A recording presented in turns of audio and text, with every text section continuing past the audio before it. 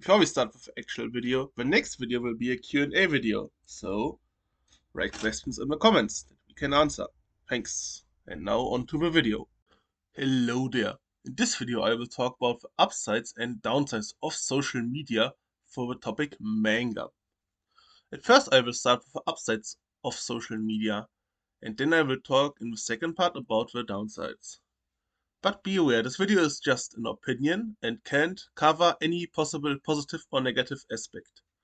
So if you have other experience, either positive or negative, feel free to write it in the comments.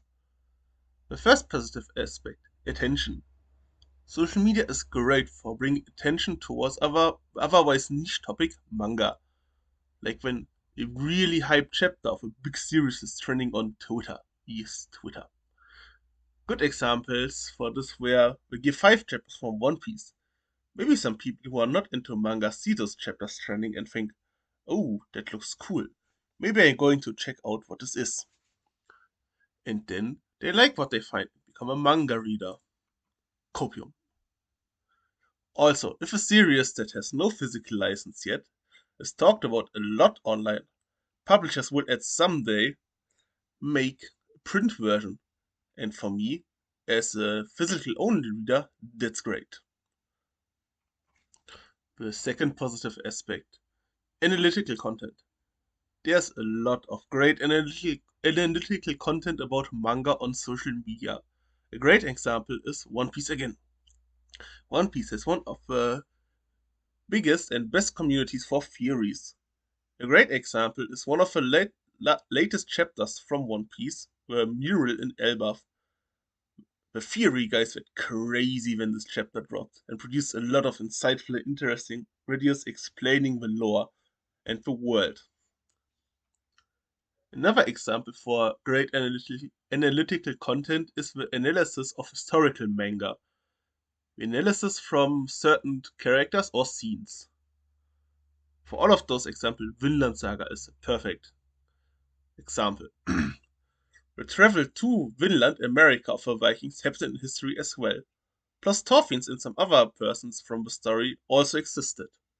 Besides that, Thorfinn's values and character development is something that can and needs to be analyzed and studied in a great extent. The third positive aspect, recommendations and inspiration.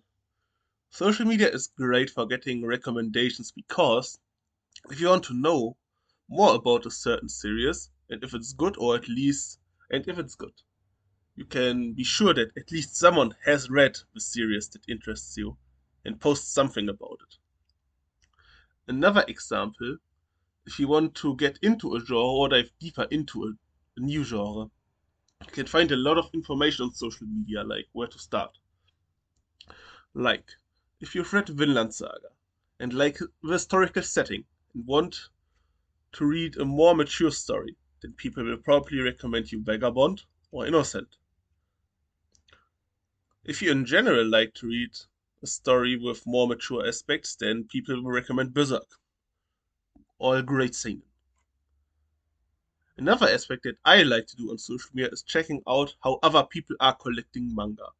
Like how their collection setup is, how they decorate it, or which series they highlight. The first negative aspect, hype of the mid, and the extension of anime. Here I want to talk about the hype that an anime can create for a manga. The job of an anime is to market the manga, and some anime make gold out of trash.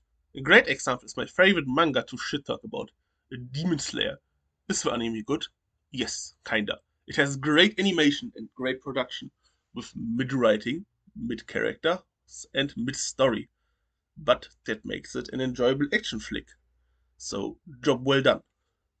But if you take the animation production away and replace it with bad art, like the manga has, then it sucks.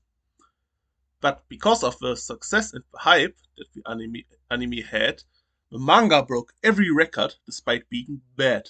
Because the hype from the anime spread on social media like a wildfire. And because of that, now one of the poster childs for newer shonen manga is bad manga. Because the hype was generated in another media. The second negative aspect, fake and NPC opinions. Here I want to talk about people who say that they have an opinion, but actually don't have one. Let me explain. Let's use Berserk as an example. If we ask someone what their favorite show is, in this case, it will be Berserk. Then, if you ask someone on social media, there exists a possibility that you enter a dialogue with an NPC. Said NPC will answer that Berserk is their favorite, because of the eclipse, which is an understandable take, because Berserk and the eclipse are great. The problem is that online a lot of people are repeating just what is a popular opinion because they want to be one of the cool kids or they are copying what their favorite creator says. So, when you want to ask them why the Eclipse or the Golden Age arc is their favorite, they can't give you a opinion because they say it's goated, it's peak, and it's facts. But they can't say why, because they just have these three dialogues: peak, goated, facts, nothing more. They can't go into detail. They just, for them, it's just their favorite because it's everybody's favorite, or my favorite creator says it. So that's when you are in a dialogue with an NPC. And that's what I don't like because I'm asking you why it is your favorite show, your specific show. The third negative aspect, toxicity. This point is connected with the previous point. Because if you like what most people like on social media, then the risk of getting insulted is quite low, or at least lower.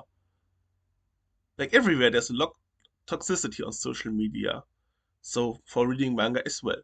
For example, if you like a certain show, insert bad shonen, Demon Slayer, you are a lesser human. If you just read shonen and not seinen, you are dumb.